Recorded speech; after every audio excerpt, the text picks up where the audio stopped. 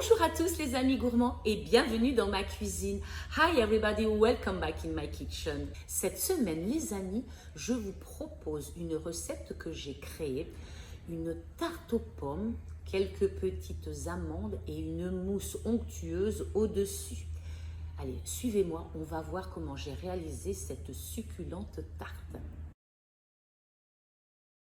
Pour ma mousse à la praline, donc j'ai des pralines roses. J'ai pris donc un demi-litre de crème fluide. Et puis j'ai besoin évidemment de mon siphon ainsi que des recharges. Je commence par verser ma crème liquide dans une casserole. Je vais ajouter mes pralines roses, l'équivalent d'un demi-paquet, ça fait à peu près 200 grammes. J'ai mis sur feu doux et je vais laisser l'ensemble. Regardez, le rose va commencer à apparaître dans ma crème. Donc je laisse se chauffer doucement jusqu'à ce que les pralines soient totalement fondues, le sucre de la praline, et qu'il ne reste plus que l'amande au milieu. Donc ça prend un petit peu de temps parce que faut mettre à feu très doux. Il ne faut pas que ça bout de suite. Donc doux, très très doux. Au bout d'une bonne vingtaine de minutes à feu très très doux, mes pralines ont fondu et il ne reste plus que l'amande que voici. Je vais maintenant prendre une passette et je vais séparer les amandes de la crème colorée rose. Je vais mettre de côté mes amandes et laisser refroidir la crème. Je vais donner un coup de baguette magique dans ma crème, il faut que ce soit bien fluide avant de la verser dans le bol de mon siphon. Une fois que c'est terminé, je mets au réfrigérateur. Pour la pâte à tarte aux amandes, je vous invite à regarder ma vidéo sur la tourte aux poires que j'avais faite. C'est exactement la même recette, c'est ma folie du moment. J'adore cette pâte à tarte. Évidemment, là, je vais vous la faire en accéléré, mais c'est très facile à faire. Donc les ingrédients, farine, beurre, sel, eau et amandes concassées. Donc on mesure la farine, ensuite le beurre qu'on découpe en petits morceaux, puis avec le bout des doigts, évidemment on n'oublie pas de rajouter le sel, avec le bout des doigts on malaxe bien l'ensemble, on ajoute l'eau pour pouvoir faire une jolie boule et ensuite on rajoute les amandes concassées.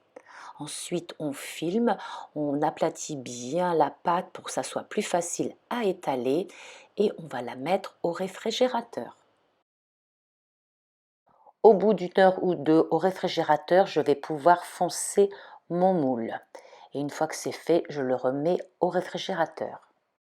Comme vous pouvez le constater, je mets toujours entre deux préparations au réfrigérateur, tout simplement parce qu'ici en Guyane, il y a plus de 30 degrés dans ma cuisine et ce n'est pas du tout bon pour mes plats.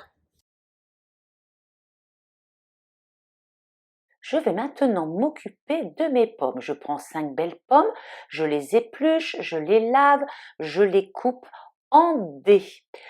Une fois que c'est terminé, je vais y rajouter les amandes, vous savez, celles qu'on a mises de côté qui appartenaient aux pralines. Je vais les couper en petits morceaux que je vais rajouter à mes pommes. Ensuite, je vais prendre une belle poignée de pralines que je vais concasser. Et une fois que ça sera fait, je vais les ajouter à mes pommes et je vais bien mélanger l'ensemble.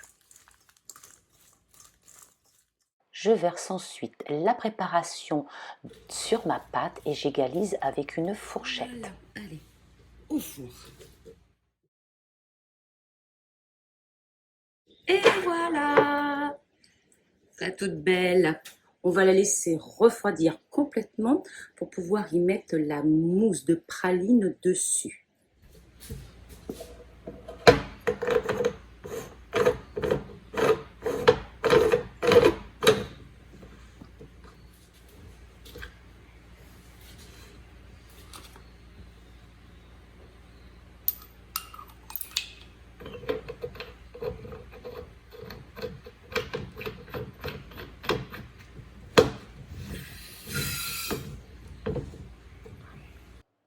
Je vais percuter une deuxième recharge de gaz pour une mousse encore plus onctueuse. Et ensuite, je check au moins une bonne dizaine de fois tête en bas. Ma pâte est totalement refroidie, mise dans un plat de service. Je vais maintenant mettre la mousse. J'ajoute donc l'embout et je vais faire ma décoration. C'est mon premier essai, dois-je dire. Et ce n'est pas toujours, pas évident de doser, mais ça va le faire. Allez, une fois que j'ai pris le coup de main, je vais pouvoir recouvrir ma pâte de cette mousse. Le coup de main attrapé et voilà, c'est parti, c'est beaucoup plus facile. Comme vous pouvez le constater, la crème fond aussitôt. Il faut dire qu'avec 30 degrés dans la cuisine, ici, rien ne tient très longtemps.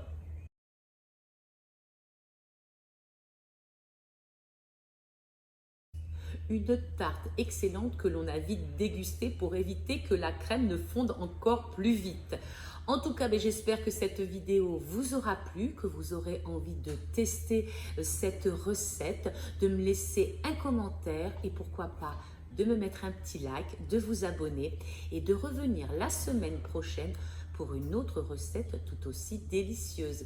D'ici là, les amis gourmands, portez-vous bien, soyez zen et surtout, régalez-vous!